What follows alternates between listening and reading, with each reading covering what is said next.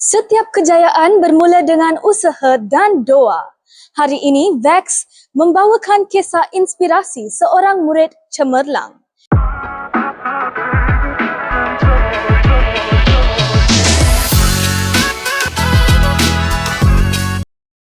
Yang bulat tidak datang bergolek.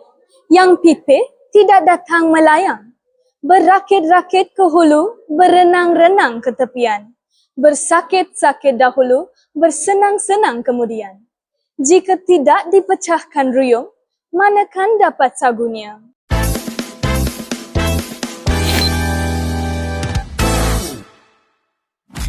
Salam sejahtera, saya Shruti Yogeswaran bersama anda dalam segmen khas Vex. Tidak dinafikan, peperiksaan SPM sememangnya sangat mendebarkan. Jadi saya ingin tanya, apakah perasaan Nishika apabila diumumkan sebagai seorang murid yang telah mendapat keputusan semua A+? Saya berasa amat gembira dan bersyukur. Selain itu, ini juga adalah hasil usaha berterusan dan doa semua guru-guru dan ibu bapa. Siapakah sumber inspirasi Nishika? Sumber inspirasi saya adalah ibu bapa dan juga guru-guru. Selain itu, senior-senior yang telah mencapai kejayaan dalam SPM mereka juga menjadi motivasi kepada saya. Apakah strategi pembelajaran anda? Strategi pembelajaran saya amalkan adalah mengulang kaji secara konsisten, membuat banyak latihan past year paper SPM dan juga sentiasa bertanya dengan guru jika ada konsep yang kurang faham. Apakah cabaran yang terbesar semasa persediaan SPM anda? Semasa persediaan SPM, cabaran terbesar saya adalah menguruskan tekanan. Kerana semasa mengambil exam, tekanan tu memang banyak tetapi attitude yang positif dan sokongan guru kaunseling sekolah kita Puan Chu memang membantu sangat. Apakah nasihat yang Nishika ingin sampaikan kepada rakan-rakan yang menonton?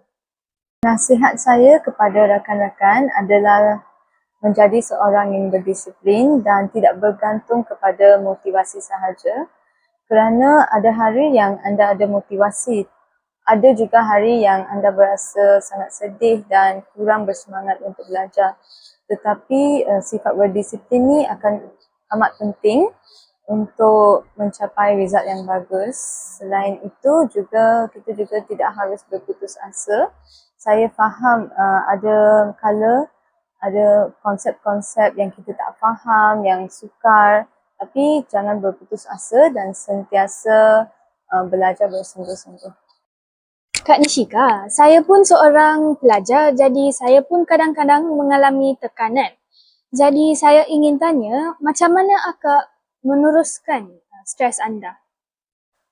Bagi menguruskan stres, seseorang haruslah mencari saluran yang betul. Bagi saya sentiasa meluahkan perasaan kepada sahabat karib saya, Hannah, atau guru-guru ACS. Mereka memang memberikan sokongan emosi kepada saya. Bukan itu sahaja, ada kala anda akan berasa sangat sedih atau macam kemurungan. Janganlah buat benda-benda seperti mencederakan diri atau yang lain. Seperti macam main game sampai 5-6 jam. Keadaan ini memang akan merosotkan kehidupan anda. Kadang-kadang saya pun akan stres juga. Jadi masa tu saya pun akan nangis. Jadi saya nak tanya, yang tu normal ke? Saya juga akan meluahkan perasaan kepada diri dengan cara nangis sikit lah. Kerana nangis tu bukan sesuatu yang menjadikan anda lemah, malah menunjukkan bahawa anda adalah seorang yang berani face your emotion lah, berani face your emotion and you akan berasa sangat lega lepas tu. Jangan takut macam orang akan judge awak kalau nangis ke apa, tak ada. Okay, you memang strong if you can cry. Cry in a room or something. But after that, you must recover and get yourself back on the desk to study. Okay. Keep reminding yourself your motivation and why is that you are studying for your future, maybe for your dreams. kejayaan Kak Nishika agak luar biasa. Mesti ada satu rahsia yang tentang itu. So, I hope you don't mind, but could you spill the tea for us? Pengorbanan terbesar yang saya buat semasa SPM, yang 2 tahun lah, maybe 1 tahun lebih, saya telah uninstall Instagram saya dan saya tak post apa-apa masa tu lah, macam 1 year plus. And lepas tu saya juga mengurangkan frekuensi saya pergi outing ke, pergi restoran makan. Kalau family saya ada program ke apa, saya memang akan pergi kalau important, tapi limitkan sikit lah kerana masa tu memang emas semasa SPM. Kita perlu menggunakan setiap saat lah masa tu. Walaupun semasa saya duty sebagai seorang pengawas sekolah dan AJK pengawas, saya memang akan bawa buku atau nota-nota untuk memanfaatkan saat-saat tersebut juga. Bukan itu sahaja, kurikulum kita juga sangat penting. Bagi saya penting jugalah, tapi kita perlu pandai menguruskan masa. Kalau hari ni pergi pertandingan ke apa, mesti tanya classmate apa homework yang cikgu bagi, apa yang cikgu ajar. Balik rumah saya akan belajar topik tu sendiri, cari YouTube ke apa, tanya cikgu, message cikgu, tapi mesti kena cover on time. Okay, sebelum kita mengakhiri temu bual kami pada hari ini, adakah apa-apa yang Kak Nishika ingin sampaikan kepada kita pada hari ini? Saya hendak mengucapkan terima kasih kepada guru-guru ACS, ibu bapa saya dan juga rakan-rakan yang sentiasa memberi nasihat dan sokongan kepada saya setiap masa. Saya memang amat bersyukur kepada semua orang dan akan terus berusaha untuk menjadi seorang insan yang lebih baik. Terima kasih Kak Nishika atas perkongsian yang sangat inspiratif.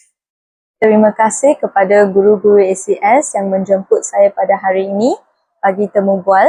Saya berharap perkongsian ini akan menjadi sesuatu inspirasi dan semangat kepada warga ACS yang lain.